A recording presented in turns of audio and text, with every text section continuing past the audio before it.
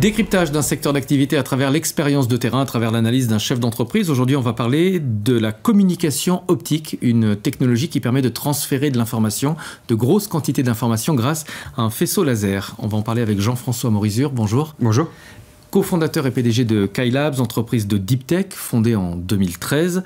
Communiquer avec un faisceau laser, ça pourrait être de la science-fiction. En réalité, on le fait depuis longtemps dans la fibre optique. Exactement. Aujourd'hui, quand Internet fonctionne, c'est grâce à la fibre optique et c'est grâce à des faisceaux laser qui transitent, qui portent vos informations d'un bout à l'autre de la planète. Cette communication laser, elle a pas mal d'avantages par rapport à la radio, notamment en termes d'occupation des fréquences et de débit, je crois. Alors effectivement, là, quand on parle d'une communication satellite-sol, donc là, on n'a plus la fibre, on est dans une configuration où le laser est plus compliqué à mettre en œuvre, mais a des gros avantages par rapport à la radio. La radio, en fait, a des limites en débit, parce que le satellite ne peut pas être d'une taille infinie, donc en fait, va être bloqué à quelques gigabits par seconde. Il va avoir des problèmes d'occupation de fréquence, on l'entend tous les jours, hein. Les bandes de fréquence de mobile, c'est une bataille pour les récupérer entre les opérateurs. Il va y avoir aussi des questions d'interceptabilité, c'est-à-dire qu'un faisceau radio, c'est très facile d'écouter ce qui s'y dit, en fait, hein, avec une autre antenne à côté, et de brouillage. Créer un système de brouillage radio, en fait, c'est relativement simple aussi.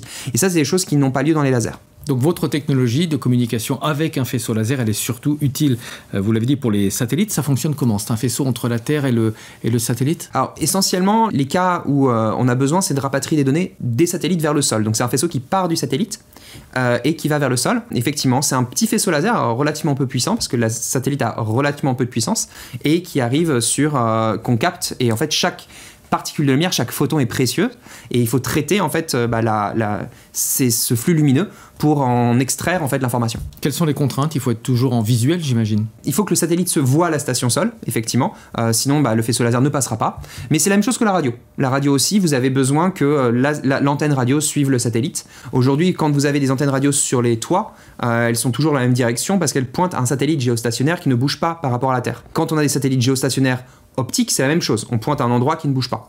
Mais quand on a aussi des satellites relativement en orbite basse, satellites qui vont bouger par rapport à notre position, donc notre télescope doit suivre. C'est pas dangereux si un avion croise ce faisceau laser? Les niveaux de puissance sont extrêmement faibles. Il faut imaginer que c'est peut-être un peu plus fort qu'un pointeur laser, mais pas beaucoup plus fort qu'un pointeur laser. On parle de quelques watts. Donc c'est des niveaux de puissance extrêmement faibles au niveau du satellite. Alors vous imaginez quand on arrive dans l'atmosphère ou sur Terre, le niveau de puissance est effectivement très très faible. Quel est votre savoir-faire, votre plus technologique dans ces communications? Les communications laser de satellite à satellite existent déjà. Alors c'est très compliqué parce qu'il s'agit de monter des lasers dans l'espace, il faut mettre des récepteurs, etc. Mais cette partie-là, en fait, elle est déjà craquée, il y a déjà des gens qui le font extrêmement bien.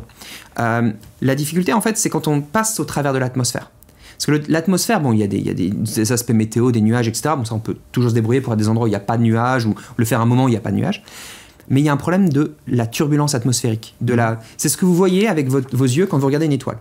Une étoile, elle scintille quand vous la voyez. Voilà. Et finalement, cette turbulence, ce scintillement, ça tue la liaison. L'étoile, elle s'arrête jamais. Hein, je veux dire, l'étoile, elle s'arrête jamais d'émettre. Mais pourtant, vous voyez un scintillement. Ce scintillement-là tue la liaison laser, vous empêche d'avoir un lien.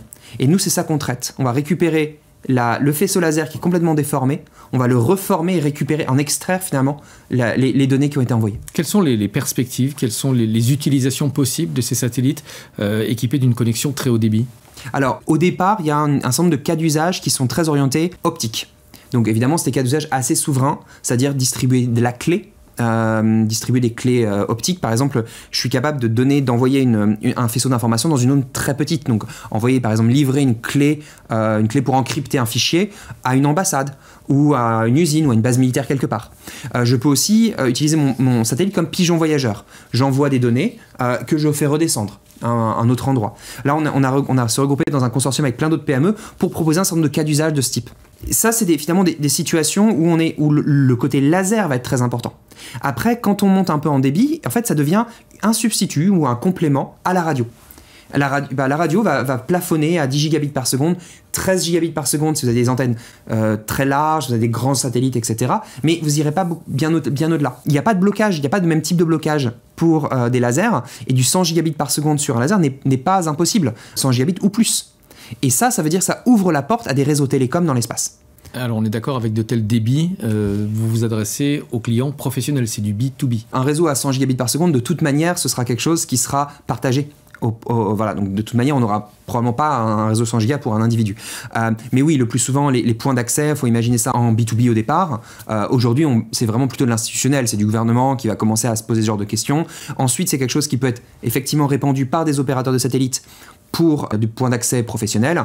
Et à terme, on peut imaginer de l'individuel, des fameux réseaux mobiles qu'on peut voir dans l'espace, les constellations à la Starlink, où là, on a cette envie d'avoir du point d'accès individuel. Qui sont vos clients ? Est-ce que ce sont des opérateurs télécoms? Est-ce que ce sont des gouvernements, des départements militaires? L'essentiel de nos clients, ce sont des gens du domaine de l'aérospatial, de l'aéronautique et de la défense. Donc ça veut dire qu'on a un ensemble d'acteurs qui sont des très grands noms. Alors, je pense donner un exemple, dans le plan de relance de communication optique du CNES, on est en partenariat avec Airbus, avec Safran, avec Thales, donc ça fait partie des gens avec qui on travaille beaucoup. On a des clients qui sont souverains, donc là, on donne relativement peu d'informations. Et on a aussi des clients dans le New Space, des clients qui sont des petites entreprises qui ont envie de s'avancer vite dans ce secteur-là. Il y a des clients sur lesquels on va être public et d'autres clients vont être un peu moins. Le New Space, est-ce que vous avez l'impression que les Européens ont du mal à s'y faire une place? C'est un défi européen qui n'est pas évident. On a des très très bons ingénieurs en Europe. Vraiment, je pense qu'au niveau technique, on a tout à fait notre place. Il y a effectivement un delta de financement entre ce qui se fait en Europe et ce qui se fait aux États-Unis. Et c'est vrai que ça se sent. Ça se sent dans les moyens qu'on peut donner à des boîtes plus petites pour s'attaquer à des défis ambitieux. Nous, on a la chance d'être bien suivis par des investisseurs, maintenant avec des moyens européens, ou en tout cas français. Et donc, quelque part, c'est vrai qu'on se retrouve face à d'autres acteurs qui ont des moyens américains, et là, il y a une vraie différence. On entend souvent que les Européens sont très présents, mais qu'on manque de tête de gondole, on manque d'entreprises stars dans le secteur du New Space. Alors moi, je m'inscris en faux par rapport à ça. On a des entreprises stars dans le secteur de l'aéronautique et la défense. Elles sont magnifiques. Airbus, Thales, Safran, c'est des très gros. Effectivement, dans l'aspect New Space, on n'a pas un SpaceX qui a fait des choses magnifiques pour casser un monopole aux États-Unis, mais je suis certain que ça va sortir.